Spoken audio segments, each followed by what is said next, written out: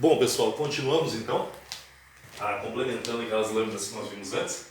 Vamos para o segundo momento desse nosso bate-papo sobre África, sobre pré-história. Aqui eu coloco nessa lâmina alguns resumos das principais características dos nossos principais antepassados, tá? Australopithecus, o habilis, o erectus e os sapiens. Os australopithecus só foram encontrados na África, nunca saíram da África. Os australopithecus, eles não conseguiam elaborar objetos. O que os australopithecus conseguiam era encontrar objetos que eles encontravam na natureza e usar a favor deles, sem modificar. Então eles podiam usar um pau que eles achassem, eles podiam achar pedras que eles achassem, mas eles não conseguiam, não tinham capacidade de lascar uma pedra na outra para fazer um instrumento cortante, por exemplo. Tá? Com isso, nós consideramos que eles usavam instrumentos que eles achavam, mas eles não conseguiam elaborar ferramentas. Tá? Com isso, eles não conseguiam caçar. Como os australopithecus não conseguiam caçar, eles eram essencialmente vegetarianos. Depois, os homens habilidosos, os Homo habilis, que é a primeira da espécie Homo. Depois nós vamos ter habilis, erectus, neandertais e sapiens sapiens. Dos Homo habilis, qual é a principal característica que nós temos que lembrar deles? O fato deles fazerem instrumentos. Os habilis, por isso o nome, os homens habilidosos tinham a habilidade de lascar pedras umas nas outras, fazendo os primeiros instrumentos e com isso caçando animais pequenos. Com isso eles se tornaram onívoros, que significa a palavra onívoro, e esse se alimenta tanto de carne quanto de vegetais. Os habilis, embora conseguissem caçar animais pequenos, já comentamos no vídeo anterior, a principal fonte de alimento dos habilis era a carne de carniça, ou a carne de tutano, aquela que fica dentro do osso, que eles quebravam o osso e chupavam o caldo de dentro do osso. Não achem nojento, o pessoal para fora aí acha isso uma iguaria, né? Uma sopa de tutano é uma iguaria para o pessoal que mora para fora e para o pessoal mais antigo, né? Sem essa frescuragem nossa da cidade grande. Bom, australopithecus então usavam objetos que eles encontravam na natureza sem modificar esses objetos. Habilis, primeiro a conseguir realizar objetos, fabricar objetos e com isso caçar. Homo erectus, duas coisas para lembrarmos deles. Primeira, foram eles que descobriram o fogo. Com isso eles passaram a cozinhar os alimentos e com isso nós passamos a ter toda uma transformação do nosso corpo para receber a carne cozida, né? E toda uma transformação do nosso corpo que não recebia mais a grande quantidade de carne crua que os nossos antepassados comiam. Ele é o primeiro a descobrir o fogo e a segunda coisa que eu tenho que lembrar do erectus. Ele é o primeiro a sair da África, ocupando também a Ásia e a Europa. Não tem erectus na América, não tem erectus na Oceania. Quem vai chegar à América e à Oceania vão ser só os Homo sapiens. Homo sapiens, inclusive, vão se dividir em dois. São dois primos, vamos dizer assim, né? Os homens de Neandertal, que não existem mais, foram extintos, e os Homo sapiens sapiens. Dois primos. Eu comentei algo aqui com você sobre isso. Acredita-se que os homens de Neandertais, morfologicamente, fisicamente, eram muito parecidos conosco. Se tivesse um Neandertal dentro das nossas salas de aula, por exemplo, nós provavelmente não conseguiríamos decifrar ou descobrir que ele era um homem de Neandertal, porque fisicamente era parecido conosco. Claro que tem algumas coisas que chamariam a atenção. Ele faria um certo sucesso, por exemplo, com uma parte das gurias, porque ele era bombadão, né? O homem de Neandertal vivia no meio do frio e com isso os Neandertais eram muito fortes fisicamente. Não falava, acreditamos que não falava, não tinha uma linguagem elaborada. Com isso nós não conseguiríamos entender eles. E claro, eram um tanto quanto violentos para os nossos padrões de sapiens sapiens. Tá? O homem de Neandertal foi muito retratado através de brincadeiras, como a do Capitão Caverna, do desenho do Capitão Caverna com o seu amigo, lá, o Caverninha, né? E retratado em filmes como A Era do Gelo e como Os Croods, que eu comentei sobre esses filmes, inclusive, no nosso vídeo anterior. Os homens de Neandertal, eles têm uma característica que eu acho bem importante deles, eles são os primeiros a enterrar os mortos. Os homens de Neandertais enterravam seus mortos, inclusive com os objetos pessoais deles. Só tem detalhe, os Neandertais ainda não tinham espiritualidade, eles não tinham fé ainda. Então, para que enterrar os mortos se eles não tinham espiritualidade? Acredita-se, para não ficar o gosto ou o cheiro da carne se decompondo, que poderia atrair animais selvagens para o bando. E por que com os objetos pessoais? Como uma forma de homenagem ou de reconhecimento da importância daquele morto dentro do grupo. Nós, sapiens sapiens, nós temos uma série de coisas que nascem conosco. Com o Sapiens Sapiens nasceu a linguagem elaborada, com o Sapiens Sapiens nasceu a agricultura e pecuária, com o Sapiens Sapiens houve a sedentarização total, com o Sapiens Sapiens nós tivemos a formação de sociedades mais elaboradas, de civilizações, de leis, de Estado. Tudo isso nasce com os Homo Sapiens Sapiens, que além de tudo isso, são os únicos a chegarem à América e à Oceania. Na América e na Oceania, só os Sapiens Sapiens chegaram. Eu tinha dito que eu ia dividir a pré-história em dois, né, pessoal? Paleolítico e Neolítico. Todos esses aqui, ó, Australopithecus, Homo habilis, Homo erectus e os homens de Neandertal, todos esses só viveram no Paleolítico. Quando nós chegamos no Neolítico, a idade da pedra polida, só a última parte da nossa espécie está no planeta, que são os Homo sapiens sapiens. Australopithecus só viveram no Paleolítico, Homo habilis só viveram no Paleolítico, Homo erectus só viveram no Paleolítico, homens de Neandertal só viveram no Paleolítico. Nós, Sapiens Sapiens, surgimos no Paleolítico, mas vamos nos perpetuar até os dias de hoje. Tá? Então vocês têm aí algumas características deles. Antes que eu esqueça, a questão de arte e fé. Religião surgiu, a fé surgiu com os Homo Sapiens Sapiens. Tá? E a questão da arte, só os Sapiens Sapiens fizeram arte. São duas as grandes formas de arte da pré-história. Primeiro, aquelas pinturas nas cavernas, que a gente chama de pinturas rupestres, que foram feitas no período do Paleolítico inferior, onde viveram todos esses. Embora, quando surgiu as pinturas, esses já tinham sido extintos. Mas as pinturas rupestres vão ser feitas ainda no Paleolítico inferior, que é a mais antiga dos períodos da pré-história. E a outra forma de arte muito famosa são aqueles monumentos de pedra. Eles botavam duas pedras na vertical, ou botavam uma pedra horizontal em cima, ou botavam várias pedras na vertical em círculos, ou numa fileira. Aquilo são chamados de monumentos megalíticos. Aqueles monumentos de pedra foram feitos só pelos Sapiens Sapiens no período Neolítico. Pinturas das cavernas, Paleolítico. Monumentos de pedra, monumentos megalíticos, Neolítico. Pinturas, Paleolítico, monumentos de pedra, Neolítico. Vamos adiante. Comentei com vocês que no final da pré-história surgem as primeiras civilizações. Mesopotâmia, Egito, China e Índia. Uma das primeiras civilizações da história, civilização egípcia, foi uma das mais antigas civilizações da história. É uma civilização que nos encanta, não é à toa que uma das áreas da história que faz muito sucesso é a egiptologia, né? O estudo do Egito, que inclusive teve um homem muito famoso no Brasil, que era um grande egiptólogo, Dom Pedro II, o nosso imperador, que era um grande historiador e um grande egiptólogo, né? Um grande estudioso da civilização egípcia antiga. Bom, quais são as características importantes dessa grande civilização africana, que é a civilização egípcia? Embora ela tivesse influência da forma de organização da Ásia. É por isso que nós dizemos que a civilização egípcia se desenvolvia de acordo com o modo de produção asiático. Embora não seja na Ásia, seja na África. O Egito vai sofrer muita influência dos povos da Mesopotâmia. Tá? O Egito, ao contrário da Mesopotâmia, inclusive, o Egito é unido em torno de um governante só. Na Mesopotâmia nós temos várias cidades-estado que brigam umas contra as outras. Cada cidade-estado dessas tem um governante e tem leis próprias. E as cidades brigam umas contra as outras, tentando dominar umas às outras. Qual é a diferença, então, de a cidade-estado para uma cidade? Cidade é Pelotas. Cidade-estado hoje, Vaticano. Outra cidade-estado hoje, Mônaco. Outra cidade-estado, San Marino. O que é uma cidade-estado? Uma cidade que é um país, ou é um reino. Na pré-história, eles tinham, na Mesopotâmia, na Mesopotâmia nós tínhamos vários povos que viviam numa mesma região e brigavam uns contra os outros. Cada um desses povos era dividido em várias cidades-estado, ou seja, cidades-reinos, que brigavam umas contra as outras o tempo inteiro. Tá? Já no Egito não era assim. Primeiro porque não eram vários povos que brigavam uns contra os outros. Era o povo egípcio, civilização egípcia. Segunda diferença é que o Egito era unido. Ele não era dividido em vários povos, dividido em várias cidades. O Egito era unido em torno de uma figura central chamada Faraó. Faraó era o líder político, era o líder religioso e era o líder militar do Egito. Não é à toa que nós dizemos que o Egito antigo era uma teocracia.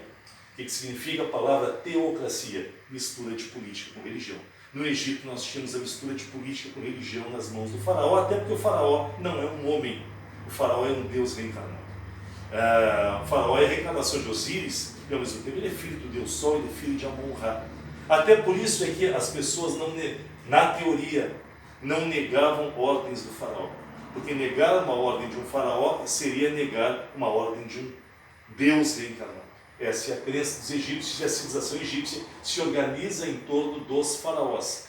Dos e das faraós. A civilização egípcia é uma das raríssimas civilizações antigas onde mulheres podiam chegar ao poder.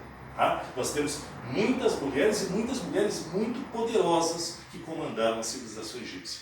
Quanto à religião, como é que os egípcios eram? Politeístas. Eles acreditavam em vários deuses.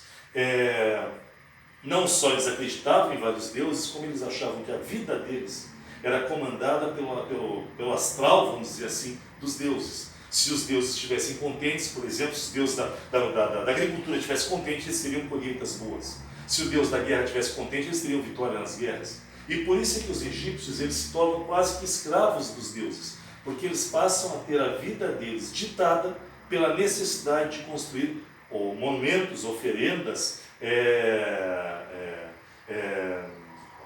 estátuas para os deuses. E eles achavam que os deuses eram ciumentos, logo, se construíssem para um Deus e não construíssem para o outro, esse Deus poderia se vingar. Por isso eles estavam sempre construindo novos templos e novas oferendas, para que todos os deuses ficassem contentes. Eles eram politeístas e acreditavam em vida pós-morte. Para os egípcios, eles acreditavam na possibilidade da reencarnação. Só que uma reencarnação diferente da dos espíritas hoje em dia. Para os espíritas hoje em dia, quando a pessoa reencarna, ela reencarna num outro corpo para viver uma outra experiência, porque segundo os espíritas hoje em dia, o corpo é só como é que nós vamos dizer? O corpo é um instrumento que o espírito usa para reencarnar e vir cumprir tarefas, vamos dizer assim, na busca de uma elevação deste espírito. Já para os egípcios não, tu reencarnava no mesmo corpo e tu continuava a vida que tu tinha feito anteriormente. Portanto, quando um morto era mumificado, quando um morto era preparado para a sua passagem, para a nova existência que continuaria a anterior, quando esse morto era preparado, se colocava junto ao corpo do morto instrumentos de trabalho, para que quando ele voltasse, ele continuasse exercendo a atividade que ele fazia antes de morrer, ou antes de passar para a próxima experiência de vida dele. Só que tinham duas exigências para te poder reencarnar no Egito. Primeira, tu tinha que passar pelo julgamento do deus Osíris. É por isso que surgiu, inclusive, um livro feito pelos sacerdotes que tinha como objetivo preparar os mortos para o julgamento do deus Osíris, que é o Livro dos Mortos, um livro considerado uma das obras-primas da literatura universal. E além disso, além de ter que passar pelo julgamento de Osíris, aquele onde ele arrancava o coração e colocava uma balança, se o coração fosse leve como uma pena, como uma pluma, o morto teria tido uma vida boa e poderia reencarnar. A segunda condição para a reencarnação era o corpo se preservar até a volta do espírito. Para que o corpo se preservasse até o espírito voltar, eles realizavam as técnicas de mumificação. Graças à mumificação, os egípcios vão ser excelentes em medicina, que é uma das principais artes dos egípcios, entre várias outras artes. Querem outras artes que os egípcios eram muito bons? A matemática. Afinal de contas, embora a gente considere que a matemática, a ciência matemática, nasça com os gregos, os egípcios já tinham uma matemática prática que permitia para eles construir os monumentos e templos extraordinários que eles faziam. Olhem a obra-prima que é a construção das pirâmides, e vocês vão perceber a importância de matemática, da matemática para o povo egípcio. Outra arte que os egípcios eram muito bons, a escrita. Tanto que eles vão ter mais de uma forma de escrita. A escrita hieroglífica, a escrita hierática e a escrita demótica. Mais do que isso, como a sociedade egípcia era formada por analfabetos, muitas vezes nem os faraós sabiam escrever, surge um grupo de nobres especializados em escrita, os escribas, que vão preservar para o futuro um pouco da existência dessa sociedade egípcia. Só temos que tomar cuidado. Os egípcios eram politeístas, mas durante o reinado de Amenófis IV, ele vai fazer uma reforma religiosa e vai implantar pela primeira vez o monoteísmo, a crença no Deus só. Ele vai implantar a crença no Deus Atom, que é o Deus disco solar. Ele inclusive vai trocar seu nome e vai passar a se chamar Akhenaton, aquele que adora a Atom, aquele que crê em Atom, E inclusive ele vai construir uma cidade para esse Deus, a cidade de Akhetaton. né? Horizonte do disco solar. Por que esse cara resolveu estabelecer a crença num Deus só? Para combater o poder dos sacerdotes do Egito. Pense o seguinte, olha o poder que os sacerdotes tinham.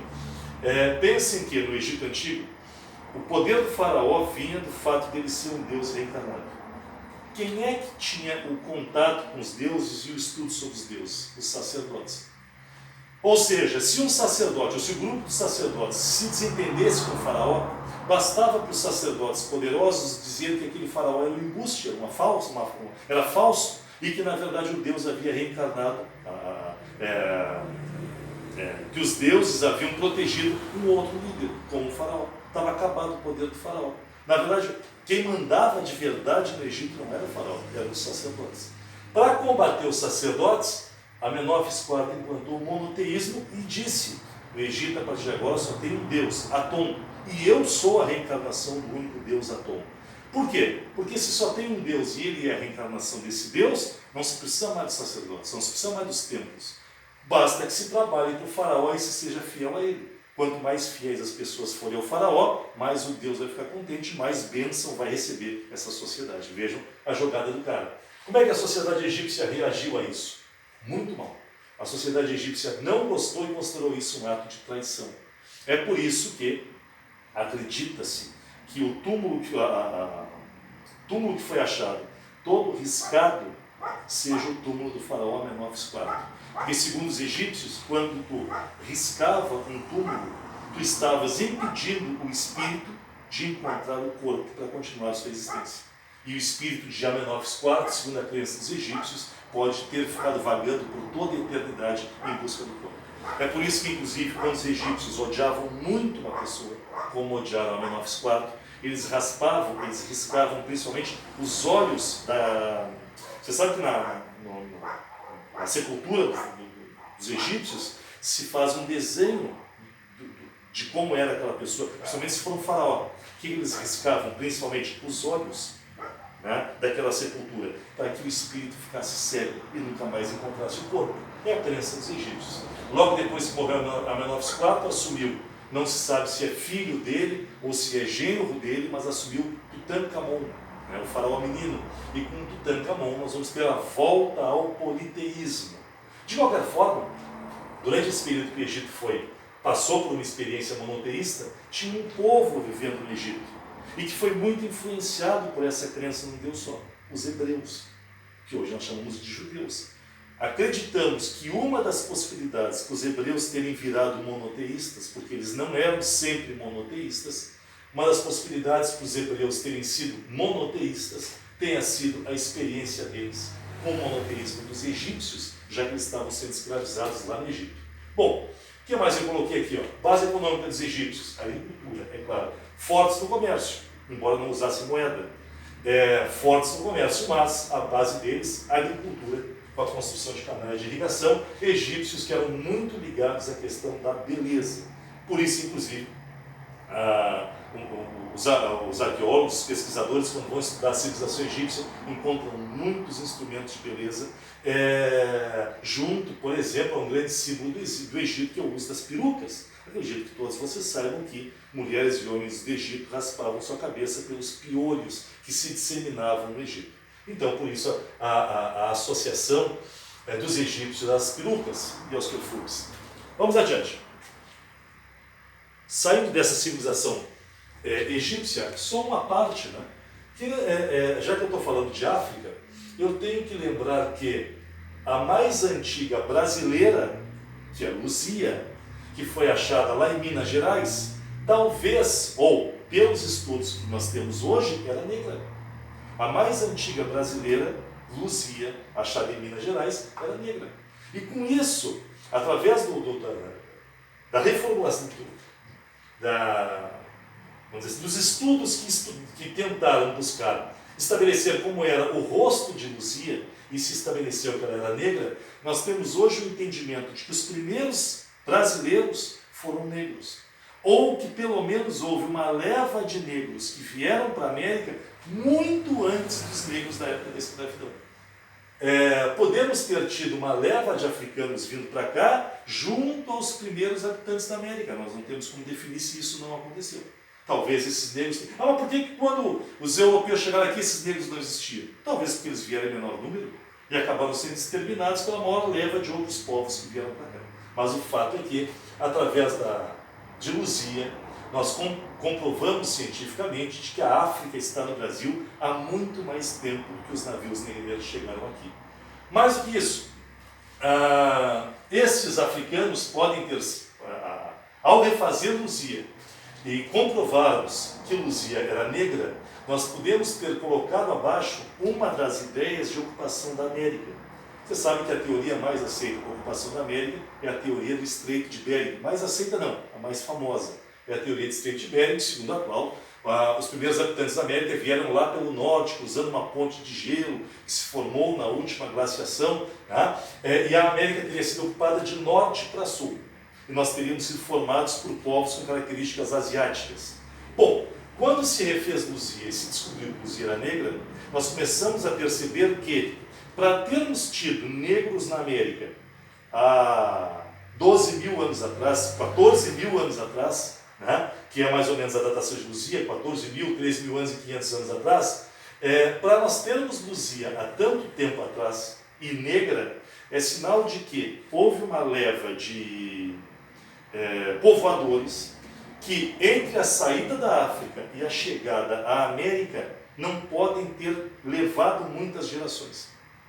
Resultado, nós passamos a fortalecer uma teoria defendida por esta arqueóloga aqui, a chamada Nied Guidon. Felizmente está viva ainda essa velhinha, maravilhosa, extraordinária, uma grande mulher, uma grande pesquisadora, uma grande cientista, Nied Guidon, que estuda lá no sítio de São Raimundo Nonato, no Piauí. Tá? E a Nied Guidon diz que a América está ocupada há muito mais tempo do que se pensava.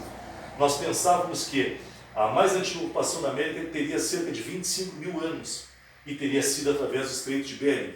Nied Guidon, através de seus estudos, está comprovando de que a América está habitada há pelo menos 50 mil anos e que existem vestígios de existência humana no Brasil anteriores aos vestígios dos Estados Unidos ou do Canadá.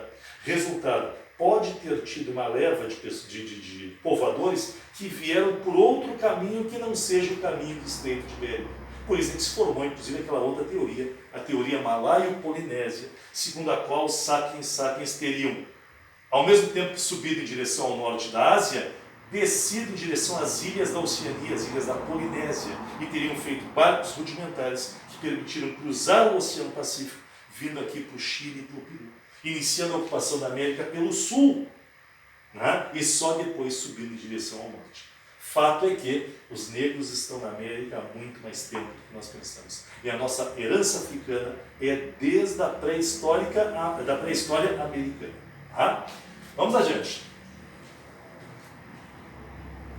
Passando por uma questão mais de a África fora da África, vamos dizer assim. Tá? Passando por uma análise da África fora da África. E aí nós temos que agradecer o quinhão brasileiro da África, ou a África no Brasil em especial. Nós temos que agradecer a Angola. Né? A maioria dos escravos que vieram para o Brasil, já aí pós 1530, que é quando chegam os primeiros escravos ao Brasil, tá? E depois ainda no governo do Mendes Sai começa o tráfico negreiro para o Brasil, mas pós 1530 nós começamos a ter a vida dos escravos do Brasil. E a maioria dos escravos africanos que vieram para cá vieram de Angola. É impossível contar a história do Brasil, é impossível contar a história da América sem contarmos a história da África. Não existe América sem África.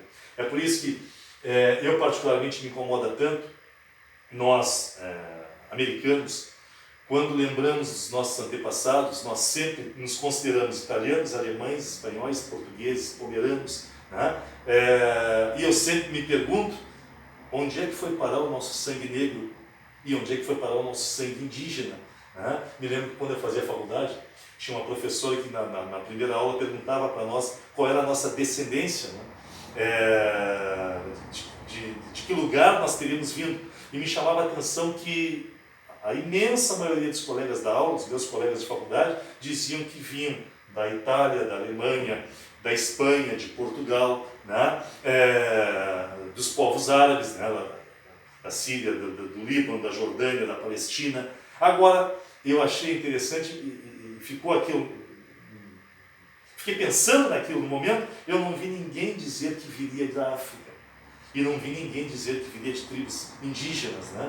São os problemas de um país que tem uma memória seletiva, que é o nosso caso, né? E de um povo que tem uma memória seletiva. Lembrando de algumas partes do nosso passado e outras partes nós botamos debaixo do tapete, como a nossa herança africana. Eu me lembro também de uma Copa do Mundo, aquela que Portugal, eu acho que ficou em terceiro ou quarto, eu não me lembro, que foi quando o Filipão treinou Portugal. E eu me lembro que o Brasil caiu fora antes de Portugal naquela Copa. E aí eu me lembro da campanha do Galvão Bueno, da Rede Globo, para os brasileiros torcerem a favor de Portugal, porque era a nossa segunda pátria. E eu achei engraçado na época, naquela Copa do Mundo, porque houve uma solidariedade brasileira para torcer por Portugal, nossa pátria-mãe, como se dizia. Angola estava disputando aquela Copa ali. Por que não se fez a mesma campanha para que os brasileiros torcessem pela seleção de Angola? Né? É claro que eu entendo que é muito mais palatável, é muito mais aceitável para o nosso povo nós dizermos que somos parentes de Cristiano Ronaldo, parentes distantes de Cristiano Ronaldo, do que nós dizermos que somos parentes do Zé Calunga de Angola.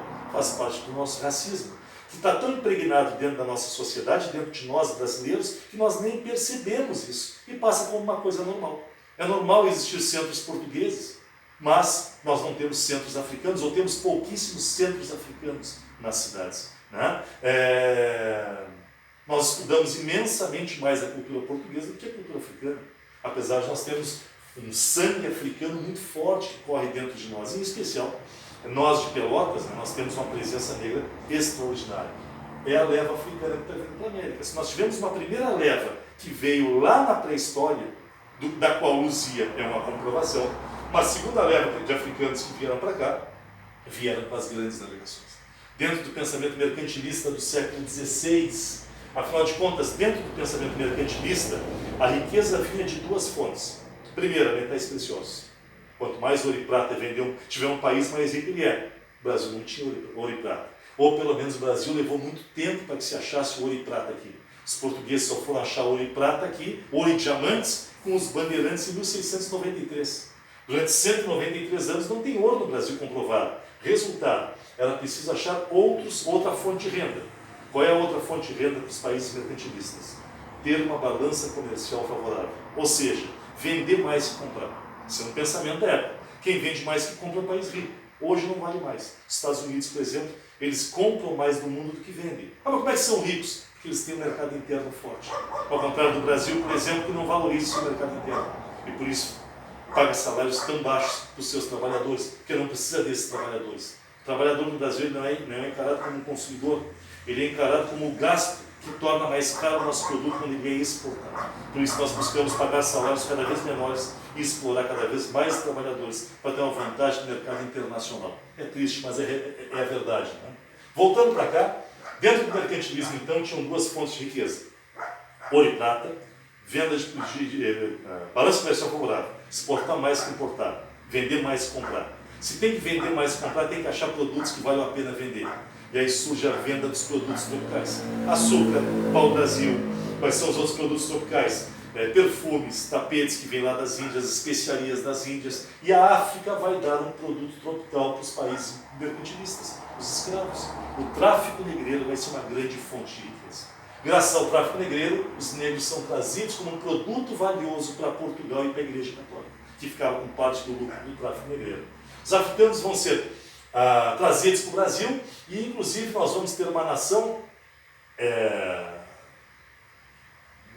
construída a partir do sangue africano, mas uma nação na qual os africanos vão ter que disfarçar boa parte da sua cultura aqui. Né? E nós vamos ter, então, essa miscigenação cultural, essa mistura cultural que vai formar a cultura brasileira.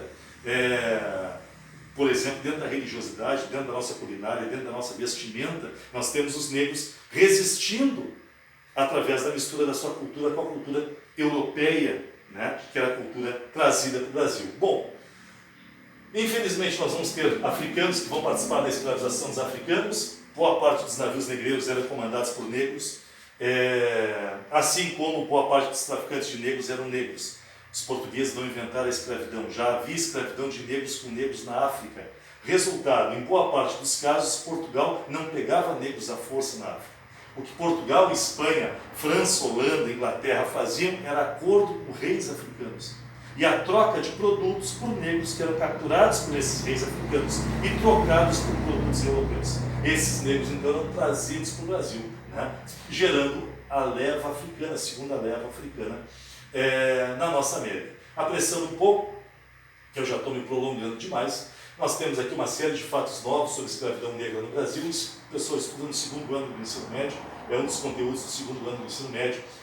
Os novos fatos sobre a escravidão negra, por exemplo, hoje se sabe mais sobre a participação dos negros na escravização de outros negros. Hoje se sabe mais sobre a participação dos negros no tráfico negreiro. Hoje se sabe mais sobre formas de resistência dos negros. Hoje se sabe mais sobre como os negros ascenderam socialmente mesmo dentro do processo de escravização. E como escravos, inclusive, quando compravam sua alforria, ou quando ganhavam sua libertação, sua alforria, ou quando conseguiam ela judicialmente. Havia processos onde os negros conseguiam sua liberdade através da justiça. Esses ex-escravos, em muitos casos, uma das primeiras atitudes que eles tomavam era comprar escravos. Afinal de contas, numa sociedade de aparências, como a sociedade nobiliárquica, que era a sociedade brasileira, nós não somos o que somos, nós somos o que aparentamos. E ser livre era parecer ser livre.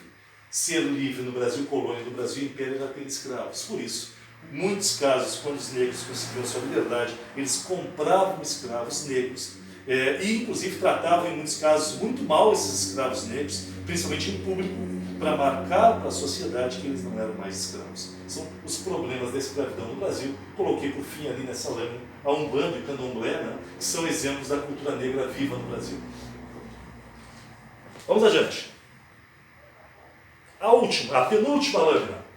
Uma terceira leva africana para a nossa América.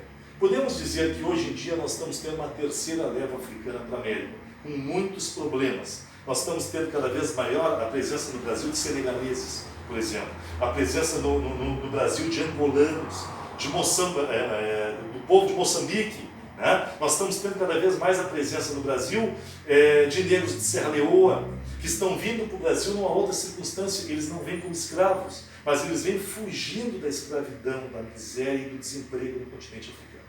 Eles vêm para cá em busca de uma nova vida. Se na lâmina anterior os negros vieram para cá arrancados da sua vida anterior, como escravos, como mercadoria, esses negros vêm para não serem tratados como mercadoria. Eles vêm para tentar refazer a vida deles. Claro que eles enfrentam uma sociedade que não está disposta a aceitá-los aqui em muitos casos. Esses negros são, na maioria dos casos, vítimas de preconceito no Brasil, de subemprego, né? Até porque eles têm a dificuldade da língua, mesmo quem vem de Angola ou de Moçambique, eles falam um português com muita influência do português de Portugal, o que gera problemas